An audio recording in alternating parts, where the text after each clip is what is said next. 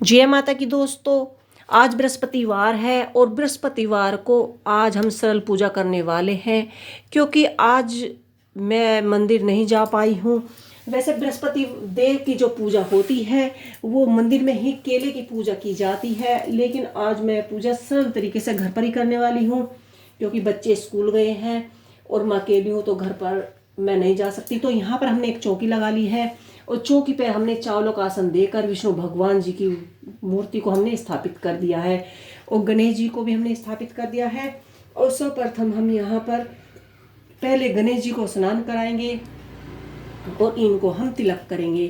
कहा जाता है कि गणेश जी के बिना कोई भी पूजा पूर्ण नहीं होती, क्योंकि सर्वप्रथम गणेश जी की पूजा की जाती है।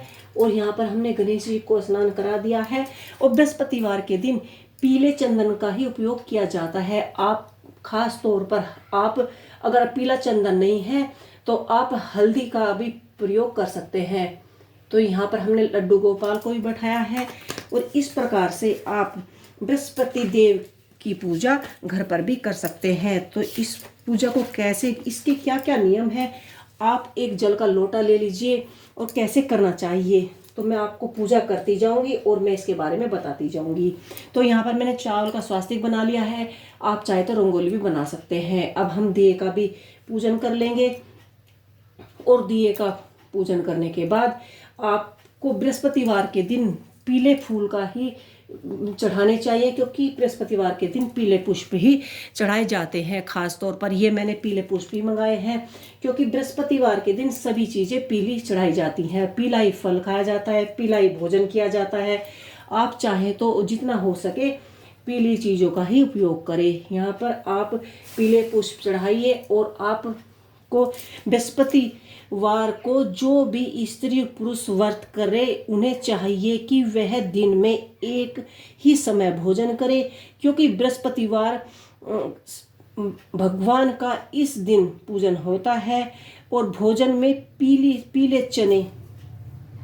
चने की दाल का उपयोग होता है, पीले चनों का उपयोग होता है, परंतु आप हो सके तो इसमें नमक ना खाए। इसे आप मीठा फलार या मीठी चीज़ें खाकर ही अपना पूजन करें। और इसमें प्रसाद में गुड़ चना चढ़ाया जाता है, आप खास तौर पर गुड़ चना भोग में जरूर चढ़ाएं। पीले फल चढ़ाएं। यहाँ पर घर पर मैं ही पूजा करने वाली हूँ तो आज मैंने पीले केले चढ़ाए हैं, क्योंकि मैं आज केले का ही तिलक लग कर आप ऐसे तिलक करके केले का ही घर पर भी पूजा कर सकते हैं। और इसमें आप पीले वस्त्र पहने, पीले ही फल का प्रयोग करें और पीले ही चंदन से पूजन करें। और आपको इसमें पीले फूल, पीले चंदन, पीले वस्त्र और पूजन में प्रेम पूर्वक गुरुजी महाराज की कथा सुननी चाहिए। इस व्रत को करने से मन की इच्छाएं पूरी होती हैं और बृहस्पति महाराज प्रसन्न होते हैं तथा धन, पुत्र, विद्या तथा मनोविच्छित फलों की प्राप्ति होती है। तो आप इस व्रत को सुबह ब्रह्म मुहूर्त में उठकर स्वच्छ कपड़े पहनिए। और सबसे बड़ी बात है कि आप इसमें मन की शांति होना बहुत ही जरूरी है। आपको मन को शांत रखना चाहिए, किसी की बुराई नहीं करनी चाहिए, आपको चुगली नहीं करनी चाहिए और आपको सुबह उठकर पीले वस्त्र पहनकर ही इस पूजा को किया जाता है। तो आज बृहस्पतिवार का दिन है तो मैं बृहस्पतिवार का व्रत रखा है। हो सकता है कि पूरा परिवार पूजा ना कर पाए, पूरा परिवार व्रत ना रखे, तो ऐसी कोई बात नहीं है। फिर भी आप पूरे परिवार के साथ बैठकर यह व्रत या पूजा कर सकती हैं।